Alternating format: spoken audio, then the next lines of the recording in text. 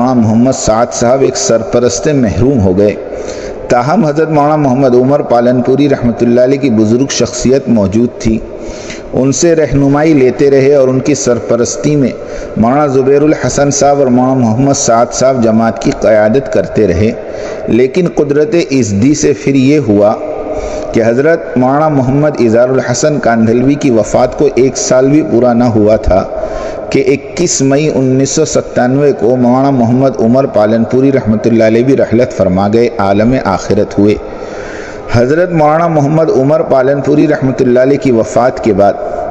حضرت مولانا سید ابو الحسن علی میاں ندوی رحمۃ اللہ علیہ کے مشورے سے مولانا زبیر الحسن صاحب اور مولانا سعد صاحب نے اپنی سرپرستی کے لیے حضرت رائے پوری کے خلیفہ حضرت مولانا مفتی محمد افتخار الحسن کاندھلوی برادر صغیر حضرت مولانا محمد اظہار الحسن کاندھلوی کو منتخب کر لیا، جبکہ مولانا زبیر الحسن اور مولانا سعد صاحب عالمی شورا کے دیگر اراکین حضرت مولانا سعید احمد خان صاحب اور مفتی زین العابدین صاحب وغیرہ حضرات کے انتقال کے بعد دعوت و تبلیغ پاکستان کے امیر حضرت حاجی عبدالوہاب صاحب کی بزرگ شخصیت، جو کہ اس وقت دعوت کی محنت کے لگنے والوں میں سب سے پرانے اور حضرت جی مولانا انعام الحسن کاندھلوی کے صحبت یافتہ، نیز پاکستان میں حضرت مولانا شاہ عبد القادر رائے پوری اور مولانا محمد احمد علی لاہوری رحمۃ اللہ علیہ کے آخری خلیفہ ہیں، کی رائے کا بھی بڑا پاس اور لحاظ رکھتے تھے اور ان کی ساتھ بڑی قدر اور منزلت سے پیش آتے تھے۔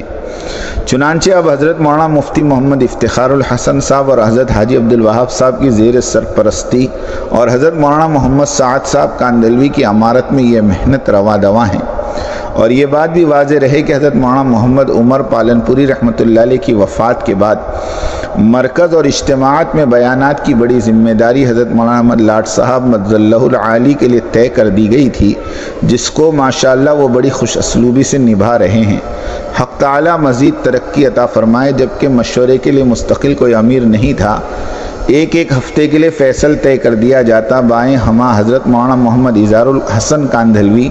مولانا محمد عمر پالنپوری صاحب اور میاں جی محراب صاحب رحمۃ اللہ علیہ کی وفات کے بعد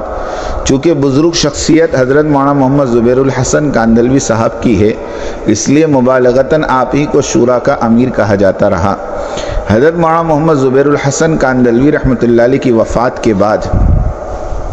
عالمی شورا کے صرف 2 اراکین حضرت مولانا محمد سعد صاحب کاندھلوی اور حضرت حاجی عبدالوہاب صاحب باقی رہ گئے۔ پوری دنیا کے امور طے کرنے اور فیصلے کرنے کے اعتبار سے اس وقت مولانا محمد سعد صاحب کاندھلوی کو عالمی امیر کی حیثیت حاصل ہے، جبکہ حضرت حاجی عبدالوہاب صاحب تبلیغی اعتبار سے حضرت مولانا محمد افتخار الحسن کاندھلوی صاحب المعروف بڑے حضرت جی روحانی اعتبار سے ان کی سرپرستی فرماتے ہیں۔ مولانا محمد سعد کاندھلوی صاحب حضرت مولانا محمد زبیر الحسن صاحب کی وفات کے بعد سے مستقل عالمی تبلیغی مرکز نظام الدین نئی دہلی کے روزانہ کے مشورے اور دیگر امور کے ذمہ دار ہونے کے ساتھ ساتھ مرکز نظام الدین سے متصل مدرسے کے ناظم بھی ہے۔ حیات شیخ زبیر